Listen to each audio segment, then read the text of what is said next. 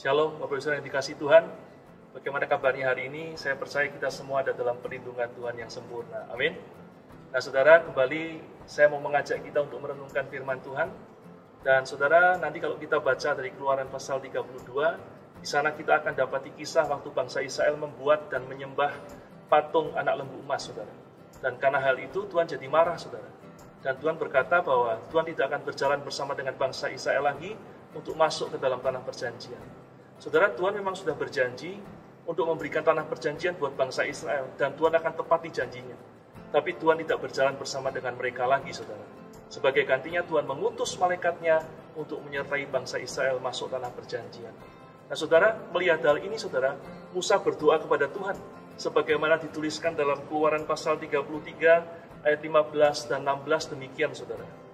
Berkatalah Musa kepadanya, "Jika engkau sendiri tidak membimbing kami, janganlah suruh kami berangkat dari sini.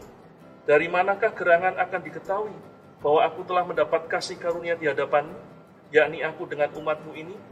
Bukankah karena engkau berjalan bersama-sama dengan kami, sehingga kami, aku dengan umatmu ini, dibedakan dari segala bangsa yang ada di muka bumi ini."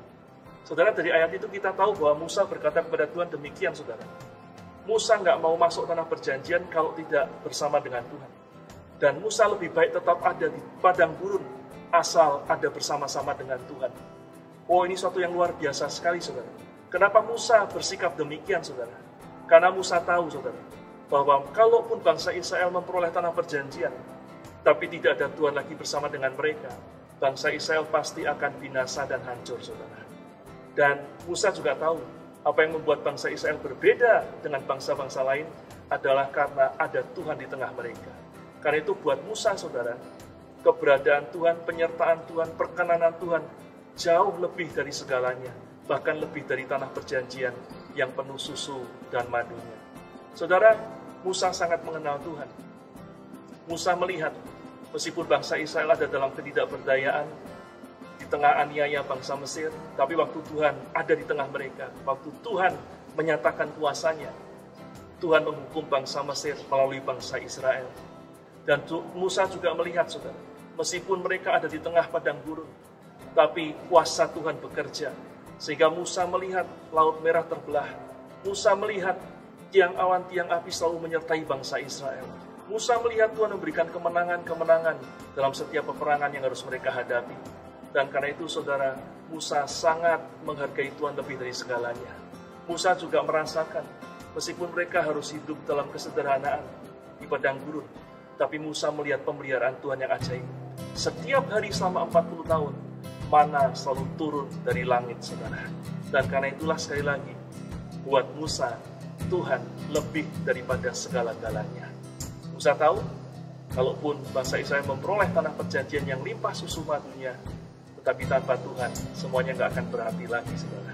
Tapi meskipun padang gurun, tapi ada Tuhan bersama dengan mereka, maka itulah kehidupan yang terbaik bagi mereka. Nah, saudara, hari ini kita sedang mengalami keadaan yang sama dengan apa yang dialami bangsa Israel. Kita sedang mengalami keadaan yang tidak baik, keadaan yang sulit. Kita sedang mengalami banyak ketidakberdayaan, keterbatasan. Kita harus hidup dalam kesederhanaan mungkin. Tapi saya mau mengajak kita untuk tetap percaya kepada Tuhan, bahwa Tuhan pasti akan pelihara kita, dan pertolongannya nggak akan pernah terlambat dalam hidup kita. Kuasanya cukup bagi setiap kita untuk memelihara dan memberkati hidup kita. Dan karena itu biar kita di saat-saat apapun, menghadapi apapun, kita tetap jadikan Tuhan lebih dari segala-galanya. Dan karena itu, saudara, saya mau berdoa bersama-sama dengan saudara, supaya kita diberikan kekuatan oleh Tuhan untuk menjalani hari-hari ini dengan tetap mengasihi dan taat kepada Tuhan. Mari satukan hati untuk kita berdoa bersama-sama. Hamba-Mu datang kepadamu bersama dengan seluruh jemaat-Mu di dalam nama Yesus. Dan kami mau menyatakan bahwa dalam keadaan apapun, Tuhan segala-galanya bagi kami. Dan kami percaya kalau kami harus melalui saat-saat ini, Tuhan, sepanjang Tuhan menyertai kami, maka kehidupan kami pasti akan terpelihara oleh kebaikan dan kemurahan Tuhan. Nah, itu hari ini Hamba-Mu berdoa buat seluruh jemaat-Mu dalam nama Yesus. Biar Tuhan memberikan kekuatan kepada setiap jemaat.